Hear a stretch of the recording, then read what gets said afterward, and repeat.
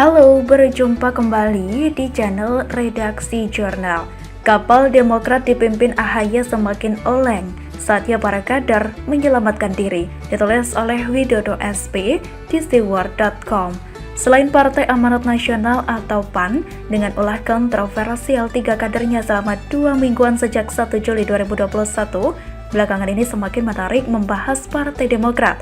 Partai ini saya amati seperti tak henti-hentinya membuat sensasi dan menjadi pemberitaan. Meski semua itu belum atau sepertinya tidak berdampak signifikan kepada elektabilitas partai maupun ketua umumnya Agus Harimurti Yudhoyono. Setelah kisruh internal sehingga sempat muncul Demokrat tandingan yang bahkan sempat menggelar Kongres Luar Biasa atau KLB yang kita tahu direspon dengan cukup baper sampai menuding pemerintah segala, cerita soal partai ini belum juga usai. Yang belakangan ramai adalah mendadak munculnya Ibas, adik AHY, yang dengan tak yakin mengeluarkan statement soal Feel Nation. Kalau pandemi COVID-19 tak segera diatasi, juga menjadi lucu menurut saya. Apalagi membaca berita bahwa lantas kehadiran Ibas sendiri sangat minim sebagai anggota Dewan, juga sebagai ketua fraksi Partai Demokrat di DPR RI. Fakta yang lantas ketika disentil oleh Andre Rosiade sebagai kolega Ibas di Komisi 6 DPR RI, yang mengajak Ibas hadir lebih sering dalam rapat Komisi 6 sebagai tindak nyata kiprahnya sebagai anggota Dewan. Seperti biasa, membuat para kader Demokrat meradang. Ini mirip dengan pembelaan gencar yang dilakukan para kader ketika cucu tersayang dari Pepo AHY diganggu soal pidato tertulisnya dalam bahasa Inggris yang sempat disentil oleh pegiat media sosial Denny Siregar. Ancaman somasi pun sempat direncanakan saat itu, tetapi sampai hari ini kabarnya tak terdengar lagi. Bisa dibilang cuma gertakan sambal kan kalau begitu? Sudah begitu, bapernya sang menantu Pepo, siapa lagi kalau bukan Anissa Pohan, juga menjadi sindiran dan tertawaan banyak orang. Ada lagi, cuitan Anissa Pohan pada kisaran 20-an Juni 2021 yang sempat meramaikan jagat Twitter terkait anggapan animasi yang mengarah pada Taliban. Lalu, ketika Nyonya AHY coba bersuara dengan menggunakan istilah Islamofobia, malah di-smash netizen. Hati tumbuh subur pada era mertuamu. Plak, plak, plak. Bagian ditampol dengan sangat telak yang seharusnya bikin malu kalau klan CKS mau teriak membela hal-hal yang berkaitan dengan radikalisme di negara ini. Lantas, yang belum lama ini tentu cuitan Anissa Pohan terkait vaksin Moderna dari Amerika yang ditulis dalam bahasa Inggris. Lalu dengan sikap sok mengarahkan netizen yang tidak paham dengan isi cuitannya agar meminta bantuan anaknya Elmira Tunggadewi Yudhoyono agar dibantu untuk menerjemahkan ke dalam bahasa Indonesia. Hebat banget kan sikap kepedeannya? Rasanya masih panjang daratan poin-poin yang dapat saya uraikan kalau berbicara soal partai yang identik dengan terah CKS alias keluarga Yudhoyono dan peninggalan bangunan mangkrak di Hambalang itu. Belum lagi sindiran abadi terkait perilaku kadernya yang tertangkap kamera saat siaran langsung tidak hafal lirik Indonesia Raya, di mana orang yang sama kerap dikaitkan dengan perkakas Kemenpora yang masih seru dibahas sampai hari ini. Oh iya, ada satu lagi sindiran abadi berupa ingatan akan iklan anti korupsi yang dulu terlihat gagah dan keren, tetapi belakangan justru berbalik menjadi sindiran usai beberapa kader Partai Demokrat ditangkap dan dihukum karena kasus korupsi berjamaah. Kalau saya boleh menilai, kapal Demokrat yang sejak lama oleng dan mulai bocor, kini semakin mengkhawatirkan karena terbukti AHY masih terlalu hijau dengan sikap yang kekanak-kanakan selama memimpin partai berlambang Mercy itu. Mentalitas para kader yang bagi saya terlihat asal Bapak SBY senang, juga semakin memperburuk citra Demokrat sampai pertengahan 2021 ini. Kalau mau selamat, dalam artian lolos syarat minimal untuk mengirim wakil partai sebagai anggota parlemen pada Pileg 2024 nanti, Partai Demokrat rasanya butuh keajaiban. Saran saya, kalau para kader yang masih di sana mau cari aman, segeralah berpikir buat cabut dan mencari partai baru, seperti Ruhut Sitompul dan Ferdinand Hutayan itu loh, yang sudah bertindak cerdas. Tapi memangnya ada yang mau menampung alumnus Partai Demokrat? Kalau beneran ada yang mau pergi dari sana dan mencari peruntungan di partai politik lainnya. Kalaupun ada, paling partai yang pada Pileg 2019 kemarin perolehan suaranya di luar 3 besar. Ya, kalau tidak masuk PAN, PKS, atau memperkuat barisan Amin Rais dengan Partai Umat bentukannya. Begitulah kura-kura. Halo, berjumpa kembali di channel Redaksi Jurnal. Setelah berbulan-bulan dibungkam paradoks Dr. Simon dan Terawan terbukti benar ditulis oleh Manuel di theword.com. Dr. Samuel Simon SPKK dan Dr. Terawan Agus Putranto akhirnya terbukti benar dengan segala yang terjadi saat ini. Mereka selama ini dibungkam oleh dokter-dokter sesat.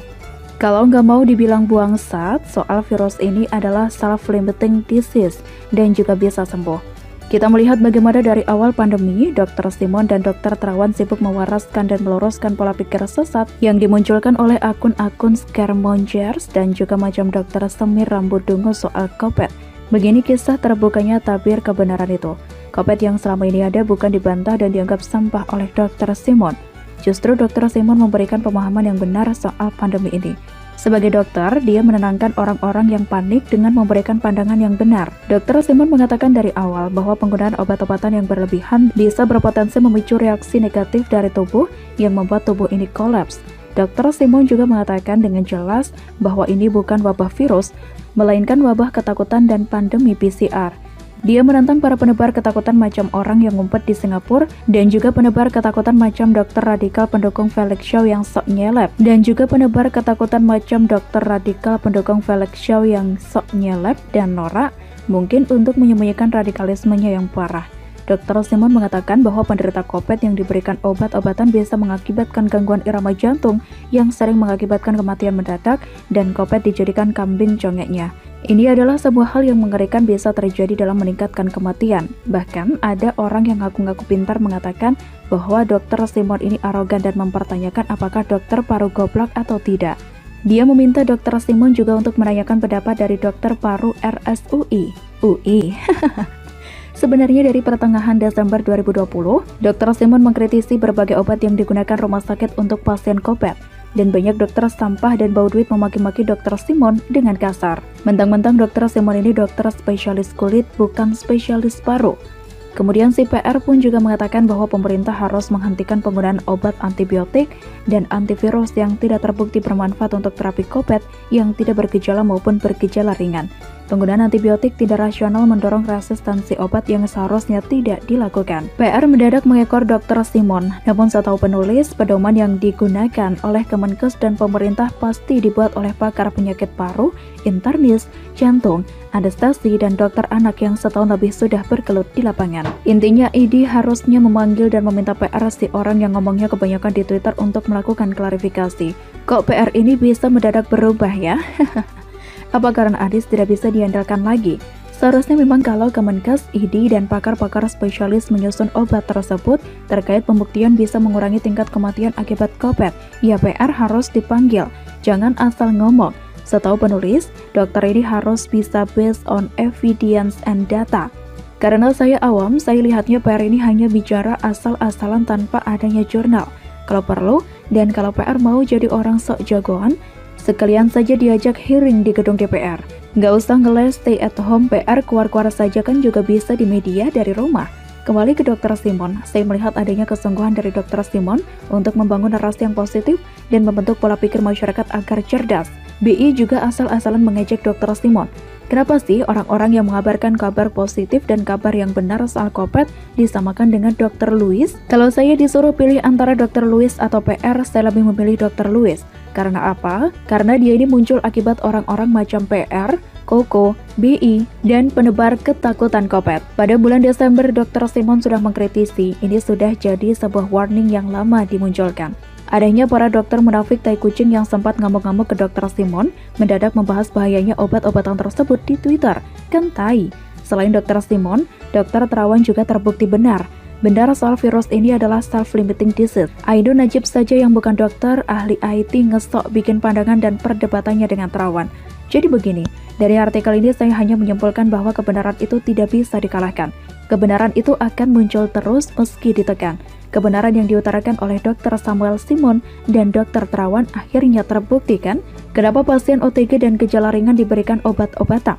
Padahal kalau gejala ringan dan OTG ini harusnya isoman saja dan makan makanan superfood, jahe, kencur, dan buah-buahan. Lah ini kok ID malah sarankan kasih obat? Siapa yang benar, siapa yang salah? Waktu sudah menjawab. Begitulah jawab-jawab.